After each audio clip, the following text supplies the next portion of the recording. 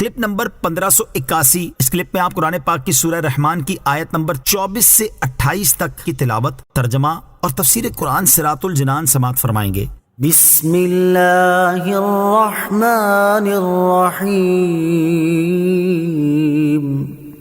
ترجمہ، اللہ کے نام سے شروع جو نہایت مہربان رحمت والا ہے۔ وَلَهُ الْجَوَارِ الْمُنشَآتُ فِي الْبَحْرِ كَالْأَعْلَامِ فَبِأَيِّ آلَاءِ رَبِّكُمَا تُكَذِّبَانِ۔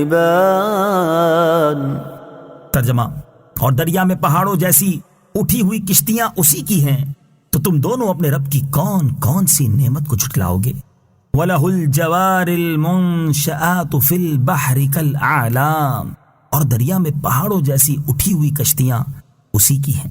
تفسیر صراط الجنان میں ہے، یعنی جن چیزوں سے وہ کشتیاں بنائی گئیں وہ بھی اللہ تعالیٰ نے پیدا کی، اور ان کو ترکیب دینے اور کشتی بنانے اور کاریگری کرنے کی عقل بھی اللہ تعالیٰ نے پیدا کی، اور دریاؤں میں ان کشتیوں کا چلنا اور تیرنا یہ سب اللہ تعالیٰ کی قدرت سے ہے۔ فَبِأَيِّ آلَاءِ رَبِّكُمَا تُكَذِّبَانِ، تو تم دونوں اپنے رب کی کون کون سی نعمت کو جھٹلاؤ گے؟ تفسیر صراط الجنان میں ہے، یعنی اے جن اور انسان کے گروہ، اللہ تعالیٰ نے تمہارے فائدے کے لیے سمندر میں پہاڑوں کی مانند بڑی بڑی کشتیاں جاری فرما کر تم پر جو انعام فرمایا، تم ان نعمتوں میں سے اپنے رب عز و جل کی کون کون سی نعمت کو جھٹلاؤ گے؟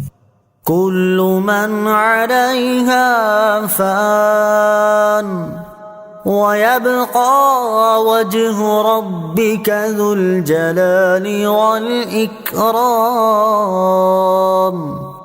فبأي آلاء ربكما تكذبان۔ ترجمہ، زمین پر جتنی مخلوق ہے سب فنا ہونے والی ہے، اور تمہارے رب کی عظمت اور بزرگی والی ذات باقی رہے گی، تو تم دونوں اپنے رب کی کون کون سی نعمت کو جھٹلاؤ گے؟ کل من علیہا فان، زمین پر جتنی مخلوق ہے سب فنا ہونے والی ہے۔ تفسیر صراط الجنان میں ہے، یعنی زمین پر جتنے جاندار ہیں سب ہلاک ہونے والے ہیں، کیونکہ دنیا میں انسان اور دیگر جانداروں کا وجود عارضی ہے، لہٰذا وہ باقی نہیں رہے گا، اور جو چیز باقی نہ رہے وہ فانی ہوتی ہے۔ ہر جاندار کو ایک دن دنیا سے رخصت ضرور ہونا ہے۔ تفسیر روح البیان میں ہے کہ جب یہ آیت نازل ہوئی تو فرشتوں نے کہا کہ انسان ہلاک ہو گئے، اور جب یہ آیت کل نفس ذائقۃ الموت نازل ہوئی تو فرشتوں کو اپنی موت کا بھی یقین ہو گیا۔ وَيَبْقَى وَجْهُ رَبِّكَ ذُو الْجَلَالِ وَالْإِكْرَامِ، اور تمہارے رب کی عظمت اور بزرگی والی ذات باقی رہے گی۔ تفسیر صراط الجنان میں ہے، یعنی اے حبیب صلی اللہ تعالی علیہ وآلہ وسلم، زمین پر موجود تمام مخلوق فنا ہو جائے گی، اور صرف تمہارے رب عز و جل کی ذات باقی رہے گی جو عظمت و کبریائی والی ہے، اور وہ اپنی عظمت و جلالت کے باوجود اپنے انبیاء، اولیاء اور اہل ایمان پر لطف و کرم فرمائے گا، اور مخلوق کے فنا ہونے کے بعد انہیں دوبارہ زندہ کرے گا اور انہیں ابدی زندگی عطا فرمائے گا۔ سورہ رحمان کی آیت نمبر 27 کے آخری الفاظ ذو الجلال والاکرام کی برکت، اس آیت کے آخری الفاظ کو اپنی دعا میں شامل کرنے کی برکت سے دعا قبول ہو جاتی ہے۔ چنانچہ حضرت انس رضی اللہ تعالی عنہ سے روایت ہے، تاجدار رسالت صلی اللہ تعالی علیہ وآلہ وسلم نے ارشاد فرمایا، اس دعا یا ذا الجلال والاکرام کو لازم پکڑ لو اور اس کی کثرت کیا کرو۔ اور حضرت معاذ بن جبل رضی اللہ تعالی عنہ فرماتے ہیں، نبی کریم علیہ الصلوۃ والسلام ایک ایسے شخص کے پاس سے گزرے جو یا ذا الجلال والاکرام کہہ رہا تھا۔ آپ علیہ الصلوۃ والسلام نے اس سے ارشاد فرمایا، بے شک تیری دعا قبول کر لی جائے گی، تو دعا مانگ۔ فَبِأَيِّ آلَاءِ رَبِّكُمَا تُكَذِّبَانِ، تو تم دونوں اپنے رب کی کون کون سی نعمت کو جھٹلاؤ گے؟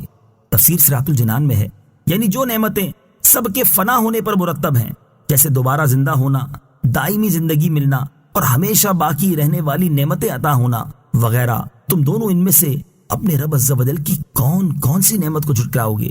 فنا ہونا بھی ایک اعتبار سے نعمت ہے۔